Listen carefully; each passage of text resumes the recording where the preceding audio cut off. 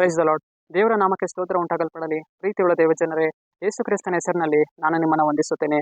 ಪ್ರಕಟಣೆ 3ನೇ ಅಧ್ಯಾಯ 8ನೇ ವಚನದಲ್ಲಿ ವಾಕ್ಯ ಈ ರೀತಿಯಾಗಿ ಬರೆಯಲ್ಪಟ್ಟಿದೆ. ನಿನ್ನೆದುರಿನಲ್ಲಿ ಒಂದು ಬಾಗಿಲನ್ನು ತೆರೆದಿಟ್ಟಿದ್ದೇನೆ ಎಂದು ವಚನ ಬರೆಯಲ್ಪಟ್ಟಿದೆ. ಅಂದರೆ ಪ್ರೀತಿಯುಳ್ಳ ದೇವಜನರೇ, ನಮ್ಮ ದೇವರು ನಮ್ಮ ಮುಂದೆ ಏನ್ ಮಾಡುವವರಾಗಿದ್ದಾರೆ? ಬಾಗಿಲನ್ನು ತೆರೆದಿಟ್ಟು ನಮ್ಮನ್ನು ನಡೆಸುವವರಾಗಿದ್ದಾರೆ. ಇವತ್ತು ನಮ್ಮ ಜೀವಿತಗಳಲ್ಲಿ ನೋಡುವಾಗ ಬಾಗಿಲುಗಳು ಮುಚ್ಚಲ್ಪಟ್ಟಂತ ಒಂದು ಕಾರ್ಯದಲ್ಲಿ ನಾವು ನಡೀತಾ ಇರ್ತೇವೆ. ಅನೇಕ ಒಂದು ಕಾರ್ಯಗಳು ನಮ್ಮ ಮುಂದೆ ಮುಚ್ಚಲ್ಪಟ್ಟಿರುತ್ತೆ. ಮದುವೆ ಕಾರ್ಯ ಆಗಿರಬಹುದು, ಒಂದು ಕೆಲಸದ ಕಾರ್ಯ ಆಗಿರಬಹುದು, ಓದು ವಿಷಯನ ಆಗಿರಬಹುದು.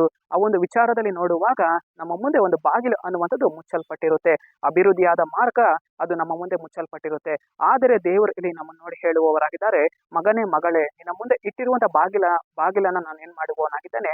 ತೆರೆಯುವವನಾಗಿದ್ದೇನೆ. ಅದನ್ನ ಯಾರು ಏನ್ ಮಾಡುವುದಕ್ಕಾಗುವುದಿಲ್ಲ, ಮುಚ್ಚುವುದಕ್ಕೆ ಆಗುವುದಿಲ್ಲ ಎಂದು ದೇವರು ಇಲ್ಲಿ ನಮ್ಮನ್ನು ನೋಡಿ ಹೇಳುವವರಾಗಿದ್ದಾರೆ.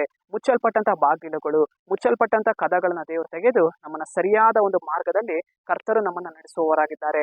ಸರಿ, ನಾವು ಪ್ರಾರ್ಥಿಸೋಣ. ಅಪ್ಪ ಕರ್ತನೇ, ನಿನಗೆ ಸ್ತೋತ್ರ ಸ್ವಾಮಿ. ಈ ವಾಕ್ಯ ಭಾಗ ಸಂದೇಶವನ್ನ ನೋಡ್ತಾ ಇರುವ ಜನಗಳು ನೀವು ಮುಟ್ರಿ, ಅವರ ಜೀವಿತಗಳಲ್ಲಿ ನೀವು ಕ್ರಿಯೆ ಮಾಡಿ, ಮುಚ್ಚಲ್ಪಟ್ಟಂತಹ ಎಲ್ಲ ಬಾಗಿಲುಗಳನ್ನ ನೀವು ತೆಗೆದು ನಿನ್ನ ಜನರನ್ನ ನೀನು ನಡೆಸುದೇವಾ. ನಜರೇತಿನ ಯೇಸುವಿನ ನಾಮದಲ್ಲಿ ತಂದೆಯೇ, ಆಮೇನ್.